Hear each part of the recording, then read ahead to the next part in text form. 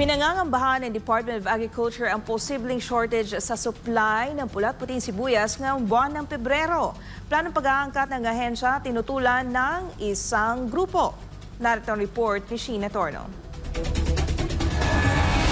120 piso lang kada kilo ang bentahan ng lokal na pulang sibuyas ni Emmy Aguam noong nakaraang linggo. Ngunit ngayon, tumaas ito ng 80 piso, dahilan kung bakit naglalaro na sa 200 piso ang kada kilo nito. Paliwanag niya, limitado lang kasi ang nakukuhang supply.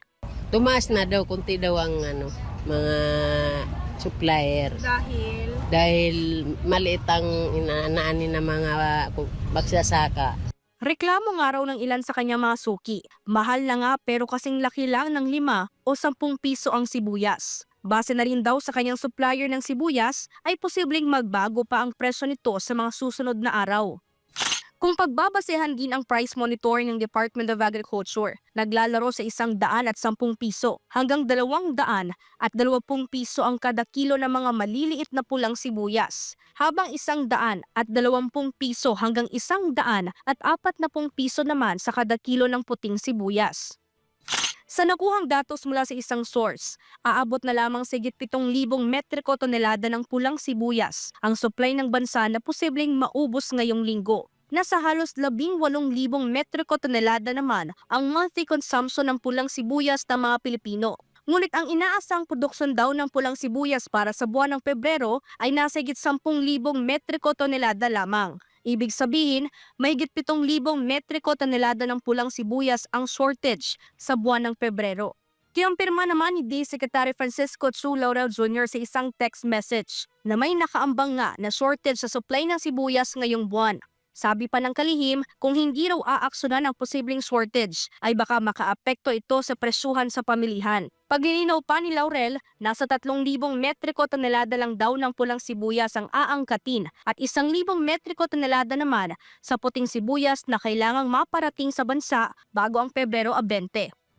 Ang pahayag na ito ng Agriculture Chief ay kinontra ng grupong Samahang Industriya ng Agrikultura o SINAG. Sabi ng SINAG, bakit daw mag-aangkat ng pulat-puting sibuyas gayong tuloy-tuloy naman ang anihan ng lokal? So concerned tayo na yung kung sakasakaling maaprubahan yan, yung pasok mismo ng imported onion, sasabay siya sa anihan na. In fact, anihan na ngayon na-delay nga lang. It's a major concern for us. Dagdag pa ng grupo, ngayon pa nga lang ay bumaba na raw sa 80 piso hanggang 100 piso ang farm gate price sa lokal na pulang sibuyas. Malayo raw ito sa 120 piso na tamang farm gate price lalo't nagsisimula pa lang ang anihan. Mas mababarat nila ang mga farmers. May mga nagpunta na raw kahapon na mga bumibili pero hindi pa bumili. Wait and see sila kung talagang matutuloy ang importation. Dalawang side yan eh.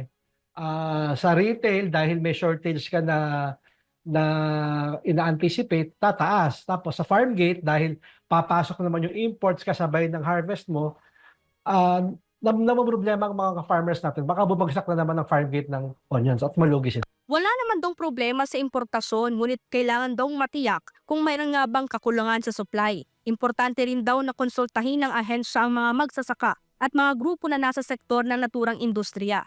Samantala, umaasang SINAG na mas pag-aaralan pa ng Department of Agriculture ang kanilang plano dahil magdudulot ito ng malaking problema sa mga magsasaka ng sibuyas. Para sa Diyos at sa Pilipinas kong mahal, ito si Sheena Torno, SMNI News.